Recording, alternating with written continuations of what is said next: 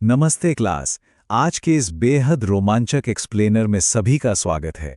आज हम उन छिपे हुए रासायनिक नियमों से पर्दा उठाएंगे जो सचमुच हमारी रोजमर्रा की जिंदगी को चलाते हैं। एक केमिस्ट्री टीचर के रूप में मेरा बस एक ही लक्ष्य है, हमें सिर्फ रट्टा नहीं मारना है, बल्कि कॉन्सेप्ट्स को गहराई से समझना है।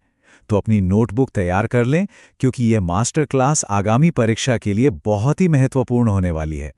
ठीक है, चलिए फटाफट आज के सेशन का एजेंडा देख लेते हैं ताकि हम टेस्ट के लिए पूरी तरह तैयार रहें। हम शुरुआत करेंगे अम्ल और क्षारक से, फिर जानेंगे रासायनिक सूचकों के बारे में, पीएच पैमाने पर महारत हासिल करेंगे, असल जिंदगी में इसके उपयोग देखेंगे और अंत में उदासीनीकरण के जरिए लवण का निर्माण समझेंगे। तो चलिए अपने मूलभूत ज्ञान का निर्माण शुरू करते हैं और इस रासायनिक दुनिया के इन दो सबसे मुख्य किरदारों से मिलते हैं। कभी सोचा है कि एक नींबू की खट्टी और चिपचिपी सच्चाई साबुन के कड़वे और फिसलन भरे एहसास से इतनी अलग क्यों है? ये सब आयनों का खेल है। अम्ल स्वाद में खट्टे होते हैं, नीले लिटमस को लाल कर देते हैं और पानी में हाइड्रोजन आयन छोड़ते हैं। दूसरी ओर क्षारक कड़वे होते हैं, छूने में एकदम साबुन जैसे लगते हैं, लाल लिटमस को नीला करते हैं और हाइड्रोक्साइड आयन छोड़ते हैं। अब क्योंकि हर अनजान केमिकल को चख कर देखना कभी भी सही विकल्प नहीं होता है, खासकर घर में इस्तेमाल होने वाले शक्तिशाली क्लीनर्स को तो भूलकर भी नहीं चखना चाहिए, क्योंकि वे बेहद खतरनाक हो सकते हैं। इसलिए हम कुछ खास टूल्स का इस्तेमाल करते हैं।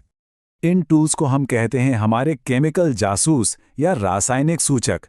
रसोई में मिलने वाली हल्दी और तीखी गंध वाला प्याज साधारण सूचक के रूप में बेहतरीन काम करते हैं। उदाहरण के लिए, हल्दी अम्ल में पीली ही रहती है, लेकिन क्षारक के संपर्क में आते ही एकदम लाल भूरी हो जाती है। इसी तरह प्याज जैसे गंधीय सूचक अम्ल या क्षारक में अपनी गंध ही बदल लेते हैं। इसके अलावा हमारे पास मेथिल ऑरेंज जैसे कृत्रिम सूचक भी मौजूद हैं। सूचकों को समझने के बाद अब बारी है ये जानने की कि इन रसायनों की वास्तविक ताकत और सांद्रता को आखिर कैसे मापा जाता है। किसी भी केमिस्ट्री के विद्यार्थी के लिए सबसे जरूरी टूल है पीएच स्केल। परीक्षा के नजरिए से भी ये बहुत महत्वपूर्ण है।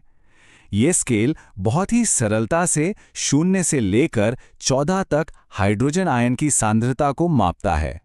यहाँ याद रखने वाली सबसे अहम बात यह है कि शुद्ध पानी स्केल के बिल्कुल बीच में यानी 7 पर पूरी तरह से न्यूट्रल होता है।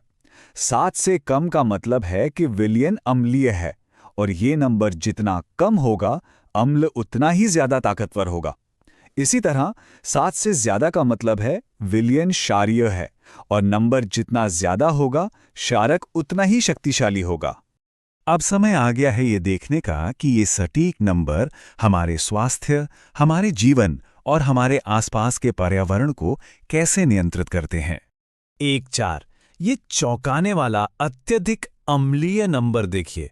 क्या आप जानते हैं ये क्या है? ये उस हाइड्रोक्लोरिक अम्ल का नंबर है जो भोजन को पचाने के लिए प्राकृतिक रूप से हमारे पेट के अंदर बनता है। ये सच में एक बेहद मजबूत अम्ल है। जब पेट में यही हाइड्रोक्लोरिक अम्ल जरूरत से ज्यादा बन जाता है तो भयंकर दर्द और एसिडिटी होती है। तब मिल्क ऑफ मैग्नीशिया जैसे क्षारीय एंटासिड किसी सुपर हीरो की तरह एंट्री लेते हैं और अतिरिक्त अम्ल को न्यूट्रलाइज करके हमें दर्द से राहत दिलाते हैं। टेस्ट के लिए ये एक और बहुत ही महत्वपूर्ण नंबर है 5.5। ये वो सटीक सीमा है जहां से हमारे दांतों का खतरनाक क्षय या सड़न शुरू हो जाती है। जब मुंह में मौजूद बैक्टीरिया चीनी को तोड़कर हानिकारक अम्ल बनाते हैं तो हमारा क्षारीय टूथपेस्ट एक आदर्श रासायनिक न्यूट्रलाइजर के रूप में काम करता है और इस तरह हमारी मुस्कान को सड़न से बचाता है। मानव शरीर से बाहर निकलकर देखें तो यही केमिस्ट्री हमें ये भी समझाती है कि कैसे किसान पौधों की बेहतर वृद्धि के लिए अम्लीय मिट्टी में क्षारीय चूना मिलाकर उसे संतुलित करते हैं।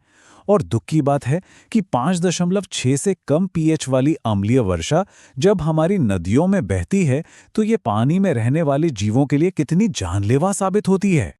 चलिए इस मास्टर क्लास का समापन इस गणितीय सुंदरता के साथ करते हैं कि कैसे ये शक्तिशाली बल एक दूसरे को पूरी तरह से संतुलित कर देते हैं। जब एक अम्ल और एक क्षारक आपस में टकराते हैं तो उसे न्यूट्रलाइजेशन रिएक्शन कहते हैं। इस प्रक्रिया में वे एक दूसरे के चरम गुणों को पूरी तरह से रद्द कर देते हैं और शांतिपूर्वक पीछे केवल लवण यानी नमक और पानी छोड़ जाते हैं। ये फॉर्मूला आज के हमारे अंतिम पाठ को बहुत ही शानदार ढंग से प्रस्तुत करता है। ये साबित करता है कि कैसे एक मजबूत हाइड्रोक्लोरिक एसिड को एक मजबूत क्षारक के साथ मिलाने पर सुरक्षित रूप से रोजमर्रा का टेबल सॉल्ट यानी NaCl बनता है। परीक्षा के लिए इसे बिल्कुल अच्छे से याद कर लें। तो जिज्ञासु विद्यार्थियों, आज के इस एक्सप्लेनर के अंत में इस बात पर जरा गौर करें। हमारे शरीर और पर्यावरण में लगातार अम्ल और क्षारक टकरा रहे हैं और अपना संतुलन बना रहे हैं। तो सोचिए, हमारे आसपास और कहां-कहां एक छिपी हुई उदासीनीकरण अभिक्रिया हर दिन कमाल कर रही होगी। इन रासायनिक सिद्धांतों को अपनी असल जिंदगी में लागू करें और अपने आसपास की केमिस्ट्री को हमेशा ऑब्जर्व करते रहें, सीखते रहें